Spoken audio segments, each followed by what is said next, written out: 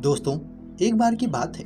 एक धनी व्यापारी बौद्ध भिक्षु के पास जाता है और उनसे कहता है, हे गुरुदेव, मैं कुछ पिछले दिनों से अनुभव कर रहा हूँ कि मेरे अंदर चिंता, क्रोध, लालच और बेईमानी जैसे विचार उठते जा रहे हैं। इस चिंता, क्रोध, लालच और घमंड की वजह से मैं अपने व्यापार में लगातार असफल होता जा रहा हूँ और साथ ही मेरे दूसरे साथी मुझसे ज़्यादा आगे बढ़ते जा रहे हैं और ये बात मुझे और गहरी चिंता की ओर घसीटते ले जा रही है। मैंने बहुत प्रयास किया, लेकिन मैं चिंता, क्रोध और भ्रमण जैसी आदत को छोड़ नहीं पा रहा हूँ। कृपया मुझे ऐसा समाधान बताएं जिससे मैं अपनी बुरी आदतों से हमेशा के लिए छुटकारा पा सकूं। गुरुवर ने व्यापारी की बात बड़े ही ध्यान से सुनी और कहा, मैं तुम्हारी समस्या का समाधान एक कहानी के माध्यम से बताऊंगा, तुम इसे ध्यान से सुनना। किसी नगर में एक राजा था। उसके पास 5 घोड़े थे और वो पांचों घोड़े बहुत ही मजबूत थे और देखने में बहुत ही सुंदर थे। इसलिए वह राजा उन पांचों घोड़ों को बहुत ही प्रेम करता था।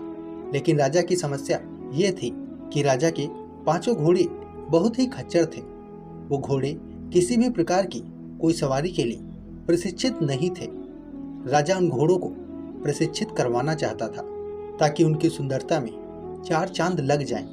लेकिन अब तक वो असफल रहा था, क्योंकि जो भी प्रशिक्षक उनकी पीठ पर बैठता, घोड़े उसे गिराकर अपने पैरों से बुरी तरह से घायल कर देते थे। घोड़े बहुत ही प्रिय थे, इसलिए राजा का सख्त आदेश था कि कोई भी प्रशिक्षक उन घोड़ों को मार पीट कर उनको प्रशिक्षित नहीं करेगा। इसलिए अभी तक सभी प्रशिक्षक असफल रहे। अब राजा ने अपने पूरे राज्य में ये घोषणा कर दी कि जो व्यक्ति इन घोड़ों को बिना मारे पीटे इन्हें पूरी तरह से घोड़सवारी के लिए प्रशिक्षित कर देगा, उसे इनाम में 5,000 सोने के सिक्के दिए जाएंगे।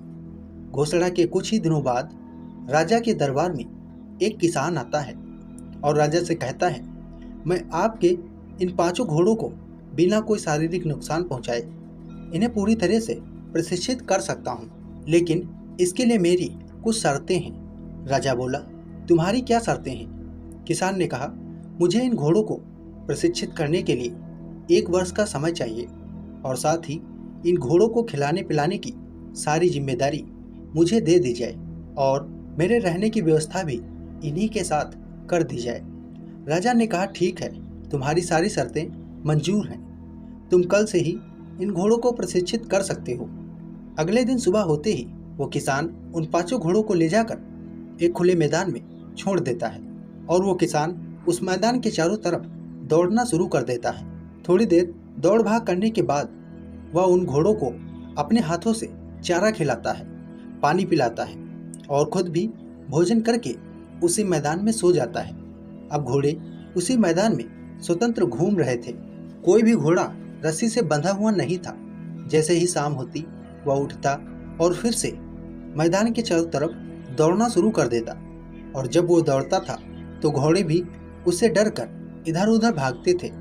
जब रात हो गई तो वह घोड़ों को खिला पिलाकर रस्सी से बांध देता था और खुद भी उन्हीं के साथ सो जाता था और सुबह होते ही जागकर उन घोड़ों को छोड़ देता और खुद मैदान के चारों तरफ दौड़ने लगता। अब यही उसका रोज का नियम हो गया था। वो किसान उन घोड़ों को दिन भर खुला रखता और उन घोड़ों को प्यार से नहलाता, खिलाता और पुचकारता, उनके साथ खेलता और फिर जब रात हो जाती तो खुद भी उन्हीं के साथ सो जाता। धीरे धीरे वो घोड़े भी उस किसान के साथ घुलने मिलने लगे। उन्हें लगा कि ये किसान उनका मित्र है, क्योंकि ये जब से किसान के साथ आए हुए थे तब से खुद को आज़ाद समझने लगे थे। अब घोड़े भी किसान को पसंद करने लगे थे। ऐसे ही करते करते लगभग 6 महीने का समय बीत गया। एक दिन राजा घोड़ों का प्रशिक्षण देखने के लिए आए हुए थे।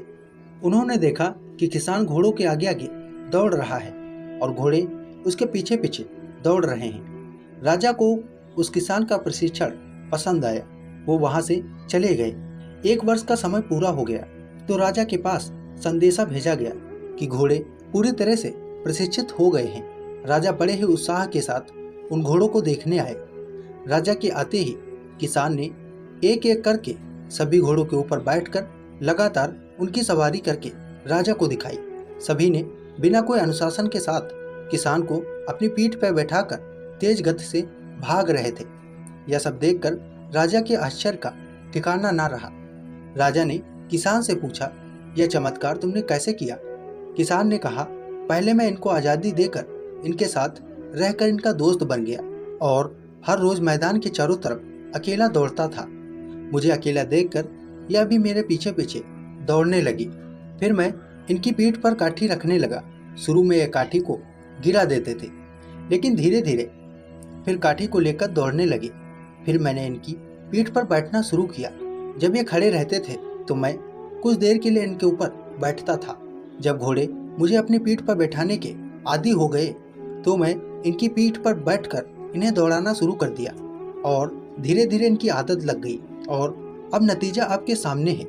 यह सब सुनकर राजा बहुत प्रसन्न हुआ। उस राजा ने उस किसान को 5000 सोने के सिक्के दिए और साथ ही घोड़ों की देखभाल के लिए उसे अपने यहाँ नौकरी पर रख लिया। इस कहानी को खत्म करने के बाद उस बौद्ध भिक्षु ने धनी व्यापारी से कहा, हम सब के अंदर भी 4 प्रकार के गुण पाए जाते हैं। वो है चिंता, क्रोध, घमंड और लालच। इस कहानी में जो भी प्रशिक्षक है वह है हमारी बुद्धि, यानी हम खुद।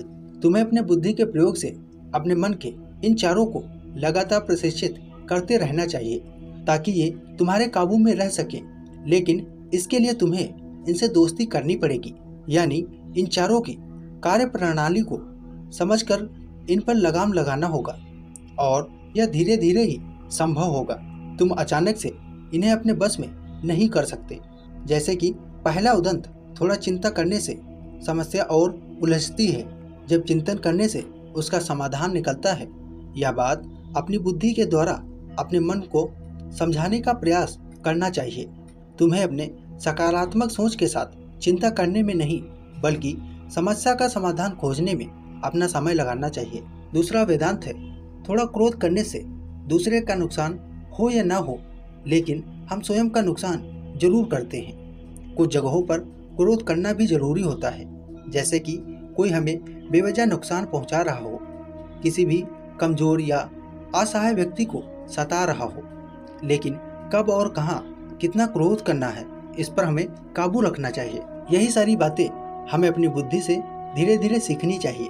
तीसरी, घमंड और आत्मविश्वास के बीच एक बहुत पतली सी लकीर होती है, जैसे कि इसे सिर्फ मैं ही कर सकता हूँ और इसे मैं भी कर सकता हूँ, यह आत्मविश्वास है। तो आत्मविश्वास और घमंड के इस अंतर को अपनी बुद्धि के द्वारा अपने मन को समझाना चाहिए। और किसी को अपने धन और सुंदरता पर घमंड है तो उसे अपनी बुद्धि के द्वारा घमंड नामक घोड़े को समझाना चाहिए। मुझसे पहले बहुत से लोग हुए, मुझसे भी सुंदर और ताकतवर थे, लेकिन वह मिट्टी में मिल चुके हैं। यह कुछ भी अस्थायी नहीं है, यह सब हमेशा नहीं रहने वाला। इस बात को अपनी बुद्धि के द्वारा हमें खुद समझना चाहिए।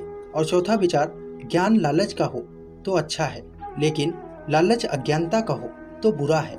लालच अपनी मेहनत ईमानदारी से धन कमाने का हो तो अच्छा है, लेकिन लालच धोखेबाजी से हो तो वो गलत है। गलत तरीके से धन कमाने का हो तो वो गलत है। यही फर्क चौथे घोड़े को, ज्ञानी लालच को अपनी बुद्धि के द्वारा समझाना चाहिए। अंत में भिक्षु ने व्यापारी से कहा, सारी बातों का अर्थ बस इतना ही है। अगर तुम्हें अंदर की बुराइयों को खत्म करना है तो अपनी समझ और बुद्धि के द्वारा धीरे धीरे इससे छुटकारा पा सकते हो। इसके बाद भिक्षु ने अपनी आंखें बंद कर ली। दोस्तों, हम उम्मीद करते हैं यह कहानी आपको पसंद आई होगी। अगर यह कहानी आपको पसंद आई है तो वीडियो को लाइक करें, अपने दोस्तों को शेयर करें और हमें सपोर्ट करने के लिए चैनल को सब्सक्राइब करना ना भूलें। हम फिर मिलते हैं एक नई वीडियो में एक नई कहानी के साथ। तब तक के लिए धन्यवाद।